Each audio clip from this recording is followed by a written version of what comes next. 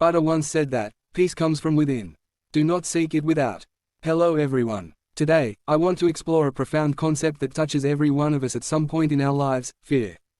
Buddha's words remind us that true peace and courage come from within, and understanding this can help us transform our relationship with fear. In a secluded Zen monastery surrounded by ancient forests and whispering winds, Master Hoshin was renowned for his wisdom and serenity. Among his students was a young monk named Kenji, who was often haunted by an intense fear of the unknown. This fear paralyzed him, making it difficult to fully engage in his practices and duties. One moonlit night, Kenji approached Master Hoshin with a heart full of anxiety. "Master," he said, "I am often overwhelmed by fear. It shadows my every step and fills my dreams with dread. How can I overcome this fear?"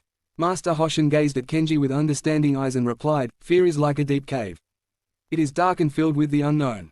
Let me tell you a story that might help you see it differently. Long ago, in a village at the edge of a dense forest, there was a legend about a mysterious deep cave. The villagers believed that the cave was inhabited by a ferocious dragon, a creature so terrifying that even the bravest warriors feared to enter. The dragon was said to guard a treasure of immense value, but no one dared to seek it. Among the villagers was a young man named Haruto, known for his curiosity and courage. Unlike others, Haruto was fascinated by the legend of the cave. One night, under the cover of darkness, he decided to confront his fear and uncover the truth. Armed with only a torch and a heart full of determination, he ventured into the forest. The forest was silent and eerie as Haruto made his way to the cave's entrance. The mouth of the cave loomed before him, an abyss of blackness that seemed to swallow the light of his torch. As he stepped inside, he felt the chill of the air and the weight of the darkness pressing upon him.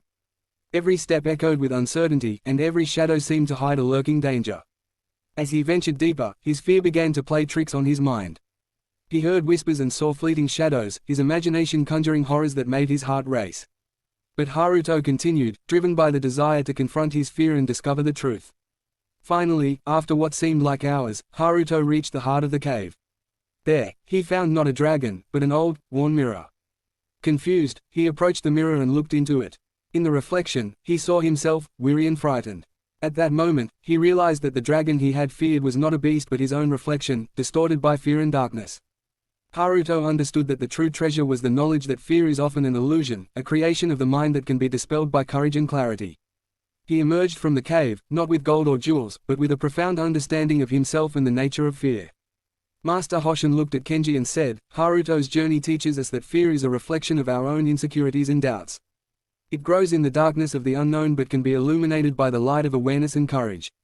When we face our fears directly, we often find that they are not as formidable as they seem." Kenji listened intently, absorbing the wisdom in Master Hoshin's words.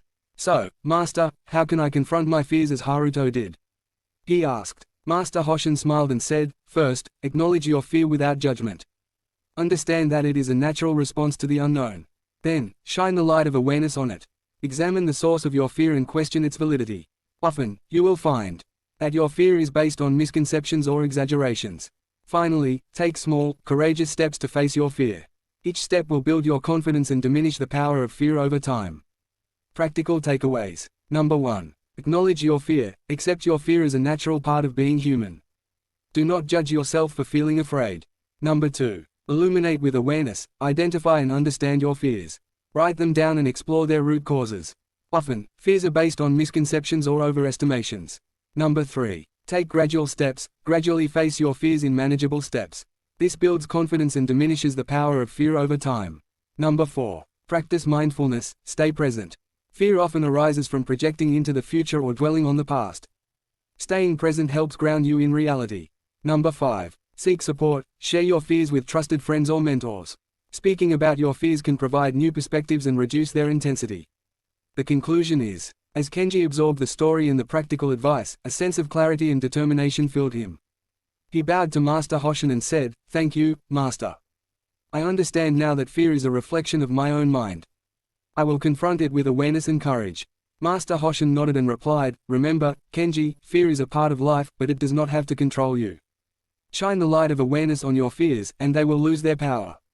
Let us all remember that fear, like a deep cave, can seem daunting and insurmountable.